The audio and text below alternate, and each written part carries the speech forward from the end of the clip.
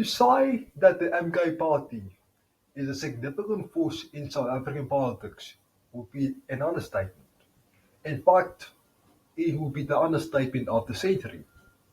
This is the party publicly announced, if you remember, by former President Jacob Zuma in late 2023. And just 6 months later, it was on the ballot, contesting the national and provincial elections last year. This was something we had never seen before in South Africa. We had never seen a former president, let alone in post-apartheid era South Africa, in those a party other than the ANC for the elections. I'm Sanele Mtembu, and this is Politalks. The MK party was the ultimate underdog. A lot of people, myself included, misjudged them. We underestimated the impact that they'd have. Like personally, I thought that they would be on par with the IP. And oh boy, we were proven wrong. Ukwazile umkhonto mfuna ungasho, bawuguqisile ukhongolose. So they pulled support mostly from disgruntled ANC voters, especially in KZN, who still see Zuma as some sort of leader or messiah. They even made noticeable gains in Gauteng and Mpumalanga. But elsewhere, no. So they struggled to really appeal to voters outside of those three provinces. So they didn't crack the other provinces like the Eastern Cape, the Western Cape, and the other provinces. But still, we have to remember an important fact that KwaZulu-Natal is South Africa's second largest voting bloc. And the MK's success there meant that they shook the country. Because why? The ANC, the mighty ANC, or Congolese, lost its majority for the first time since coming into power in 1994. But soon after the election, the cracks started to show. Let's be real. This is a party that contested the election with no policies, no formal structures, and no state leadership. All we knew was that Jacob Zuma was the front and the center of the party, and that it lies with the person who registered the party, who claimed to be the actual founder, Jabulani Kumalo. So we saw the signs of instability. We did. They disputed the election results and made threats to the IEC to not release the outcomes of the election. They disputed the results as I said, and because of that, they refused to attend the first sitting of Parliament after the seventh administration. And also in KZN, despite getting 45% of the vote, the largest share by far, and sending ANC to third place, they failed to form a government in KZN. Why? It's because of poor election organization and poor post-election organization. Simple as that. And then came the controversial appointments, most notably John Philpe, an impeached judge who was made the leader of the opposition. And they didn't stop there. They ousted several of the MPs, I think 10 if I remember correctly, but they ousted several MPs. People who are somewhat competent, like former accountants, teachers, I'm talking about professionals. And they replaced them with Upapa Pen. Like, yes, Upapa Pen, representing you and your interests in Parliament. That's the MK party, guys. It started to look like people were losing confidence in the MK party. The party seemed directionless and motionless until Jacob Zuma, the chess player that he is, made a bold move. He brought in Floyd Shivambu, former deputy president of the EFF, the same guy who gave Jacob Zuma a difficult time as when Jacob Zuma was president. So Zuma brought him in as the new Secretary General of the MK Party, basically the CEO of the party. God, God, let's be honest. Let's be honest. Zuma is the one calling the shots in that party. God is so team. Now, in my view, Floyd was meant to be a unifying figure. Why, you ask? Because he's not Zulu. I have to say that, and he comes from a different political establishment. What did he bring?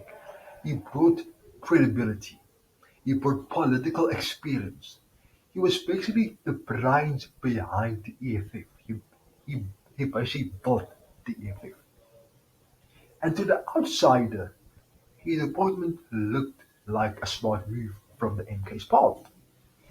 It also helped to challenge the narrative that the MK party is just a Zulu nationalist project.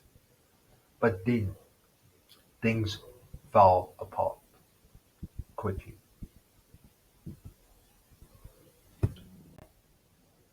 So Floyd was now in uncharted territory. He didn't know anyone in the party. He was new. So what did Floyd do? So he tried to bring in some of his old comrades from the EFF. But this was met with strong opposition from the already entrenched Zulu core of the party, the ones who were there before.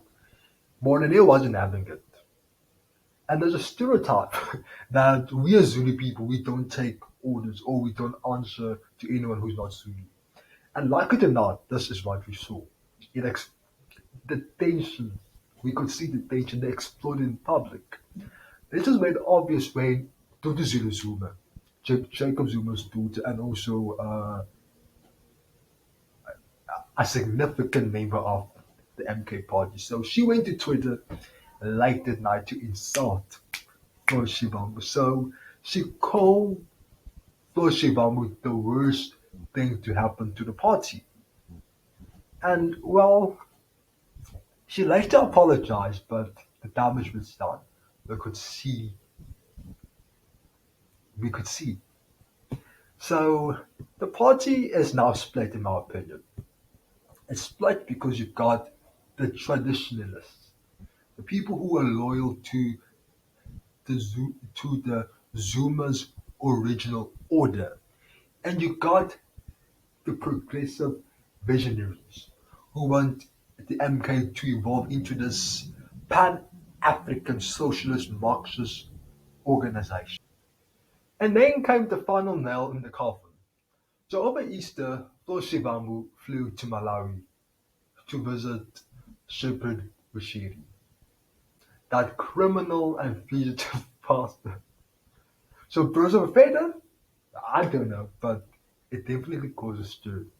A big one, because many people were upset. He pissed a lot of people off. And the public outrage was immediate. So because of this, he was fired as the Secretary General last week and he was sent to Parliament. And a lot of people call it emotion, but then I don't know whether I should call it a devotion or not because you still gotta earn around 100,000 around a month with all the perks that comes in being a member of parliament. Yeah.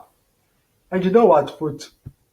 If the MK plays the cards right, Floyd being in parliament might revive the party. And let me tell you why. Because right now, the parliamentary caucus is cack. It's nothing. It's nonsense. So they're being run circles by the EFF. Buka or Sislaloons means that they are doing the most in that party they're cooking. They're doing the most in parliament. And they like they're even being beaten by the DI. Look at William. The MK party is basically invisible in parliament. They just engage in highway. And Floyd, we all knew him from the EFF. So he could bring discipline, he could bring strategy, he could bring structure to the MK. So, Mina, in my opinion, If MK wants to be taken seriously in Parliament, they should consider making Floyd Shivambu leader of the opposition. At least got to make him chief whip, if not going to make him leader of the opposition. Go, the MK caucus in Parliament is, it's just that, it's nothing. And like, yo, and that's the official opposition. But when we talk about the MK's long-term future, honestly, I don't think that this party is going to last. I don't think so. I just think that it's a hype train that's going to derail.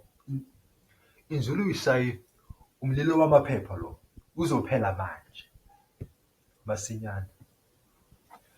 Right now, that party only exists because of one man, Jacob Zuma, Usholo's. And let's not fool ourselves any longer. People didn't vote for the MK. People voted for Jacob Zuma. So as long as Jacob Zuma is alive, usaphila, and as long as he's involved, that party might grow. But let me tell you something. The day Jacob Zuma dies, the proper soul dance, that party will fall like a house of cards. Bad things are going to happen to that thing. You will see factions rise. Jacob Zuma's children will fight for control. Others will try to grab onto power. Blood might even spill. We could see political assassinations in levels that we have never seen before in South Africa. So basically, Jacob Zuma is the glue and the center holding this thing together. But it was their fault. They made him dictator in chief. And we all know what happens when dictators die. People are left with no leaders, there's no plan, there's no successor, just chaos because no proper succession plan was put into place. So if the MK party is serious about surviving and starting the test of time, they need to organize a leadership conference, as in yesterday. They need to elect a new top tier leadership, like a top seven or whatever, not just Jacob Zuma and his cronies. They need to start building around credible younger leaders now and mobilizing support around those leaders. Because if they carry on Ganji, if they carry on like this, that party will be buried when Jacob Zuma is buried in Ganji. We have come to the end of the video. If you made it till the end, thank you for watching. Please like and subscribe and also share our content so that more people can be aware of what's happening in our country. Thank you.